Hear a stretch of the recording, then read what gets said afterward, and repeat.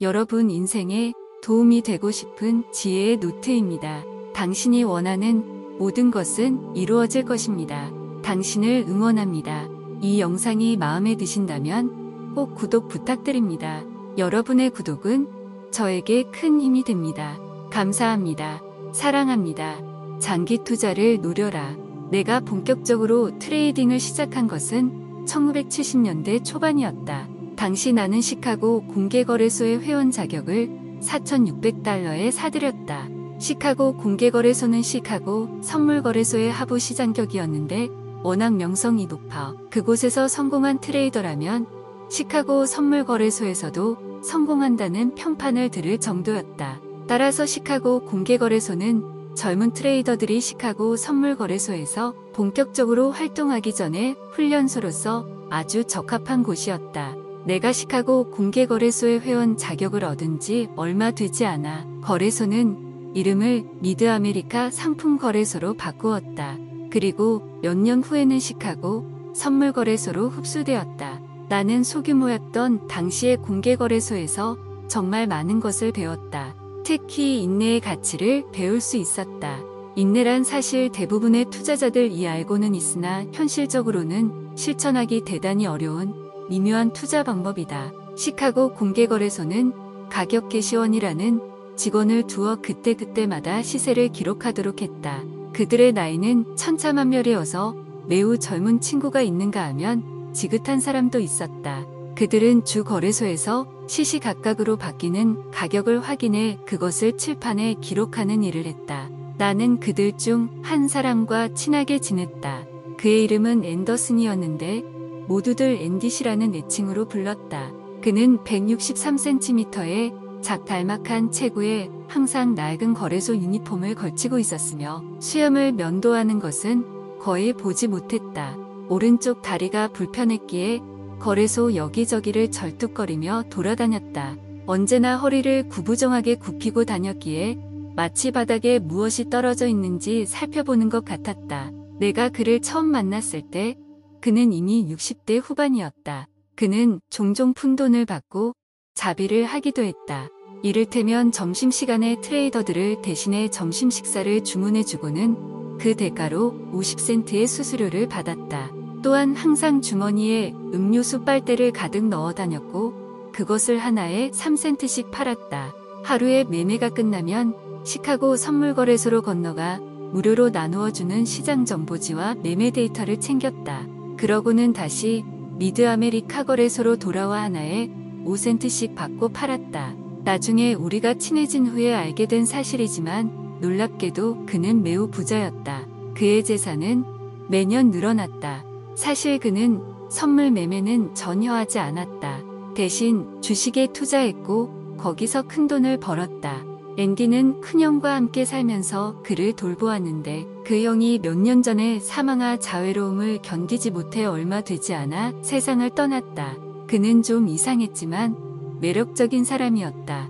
앤디는 젊었을 때 정육업자인 아머라는 사람 밑에서 조수로 일했다. 그때 앤디는 어떻게 아머가 최후를 맞았는지를 똑똑히 목격했다.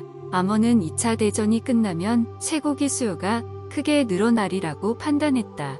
그래서 전쟁이 끝났다는 소식이 들리자마자 즉각 쇠고기 선물을 잔뜩 매수했다. 하지만 그의 분석은 잘못되었고 쇠고기 가격은 하락하는 추세였다. 그럼에도 아머는 약간의 손해를 보고 청산하는 대신 쇠고기 선물을 더 매수했다. 매일 밤이면 앤디는 아머와 함께 금고로 가 그곳에 잔뜩 보관되어 있는 다른 회사의 주식 중에서 일부를 꺼내는 것이 일과가 되었다. 다음날 아침이면 앤디는 어젯밤에 꺼내놓은 주식을 증권사에 가져가 넘겨주었다. 아머는 그렇게 주식을 판 자금을 이용해 쇠고기 선물 매수의 포지션을 길게 끌고 갔다. 하지만 결국 아머는 파산했고 열심히 심부름을 다닌 앤디는 시카고 공개거래소에서 일을 할 수 있게 되었다. 어느 날 나는 콩 선물 매매에서 잔뜩 손해를 입은 뒤 그저 인사성으로 앤디에게 투자할 만한 좋은 주식이 있는지 물었다. 앤디는 철도회사 주식에 대해 흥미있는 내용을 이야기해 주었는데 눈이 반짝반짝 빛났다. 앤디는 철도회사 주식 전문가였던 것이다. 특히 그는 철도회사의 청산에 탁월한 식견을 갖고 있었다.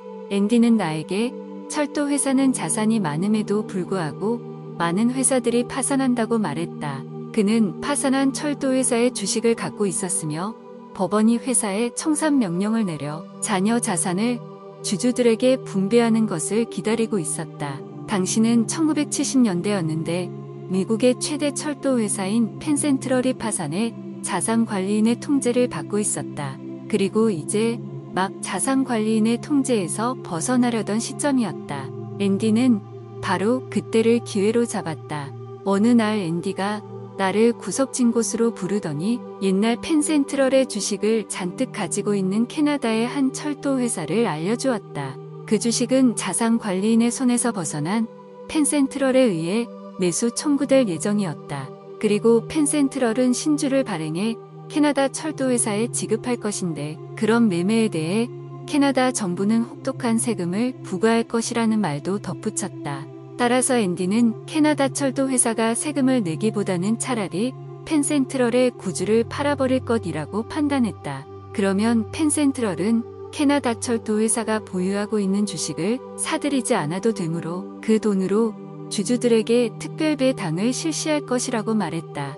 앤디는 특별 배당금이 주당 $40가 될 것이라고 전망했다. 나는 그의 말을 도저히 믿을 수 없었다. 그래서 의심에 가득 차 이렇게 말했다. 앤디, 그게 가능하다고 생각해요? 그리고 그게 사실이라면 주가가 즉각 치솟지 않을까요? 그러나 앤디는 그런 사건이 분명히 벌어질 것이라고 장담했다. 하지만 나는 도무지 믿을 수 없었다.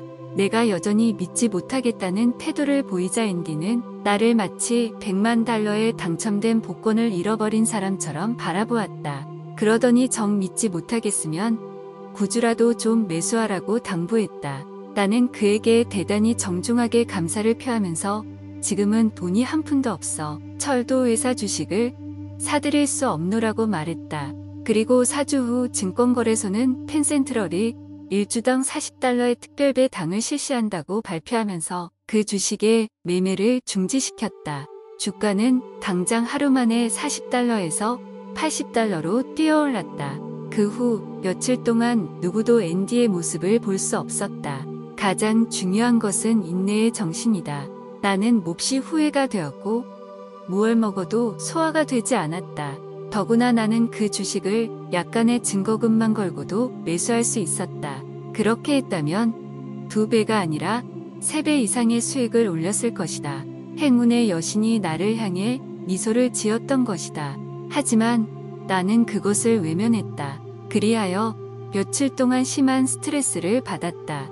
앤디가 다시 거래소에 나온 날 나는 그를 찾아가 당신의 말이 옳았어요라고 말했다. 그는 빙그레 웃음을 지었다. 이번 일로 $200만 벌었지. 그런데 여기서 이야기가 끝나지 않는다. 앞으로 벌어질 사건의 서막에 불과했다.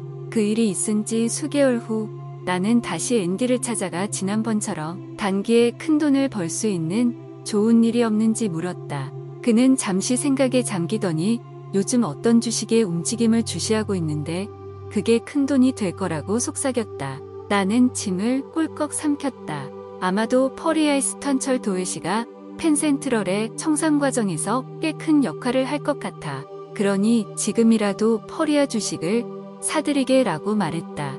나는 그가 왜 그 종목을 추천하는지 설명할 때 온 신경을 집중해서 들었다. 펜센트럴은 퍼리아 소유의 지선철로를 임대에 사용하고 있는데 파산하는 바람에 임대료를 제대로 지불하지 못하고 있다는 것이었다. 그런데 최근 파산에서 벗어났으므로 그동안 밀린 임대료를 한꺼번에 지불할 것으로 보였다. 따라서 주주와 채권자 모두에게 이익이 되는 일이었다. 멋진 돈벌이가 되는 일이라고 나는 확신했다. 곧 계좌에서 돈을 인출해 수백 주의 주식을 매수했다. 1주당 $19 수준에서 매수했는데 그 이후 주가는 계속 하락해 $14까지 밀렸다. 하지만 나는 매우 낙관적이었다. 심지어 우리 집을 관리하는 부동산 중개업자를 부추겨 2,000주를 매수하도록 했다. 그러고는 열심히 기다렸다. 기다리고 또 기다렸다. 한 달이 지나고 2달이 지났으며 석 달이 지났다. 그러다가 마침내 앤디에게 찾아가 퍼리아 주식을 어떻게 해야 할지 물었다. 앤디도 당연히 그 주식을 가지고 있었으며 더구나 계속 사들이고 있었다. 앤디는 나에게 얼마나 가지고 있느냐고 물었다. 나는 자랑스럽게 수백 주를 보유하고 있노라고 대답했다. 인내는 투자뿐만이 아니라 삶의 그 어떤 일에서건 가장 힘든 일이다. 하지만 동시에 가장 중요하다. 우리는 책을 읽거나 강연에 참석해 성공하는 투자자의 비법을 배울 수 있다. 하지만 진정으로 큰 돈을 버는 것은 시간, 즉 인내에 달려 있다.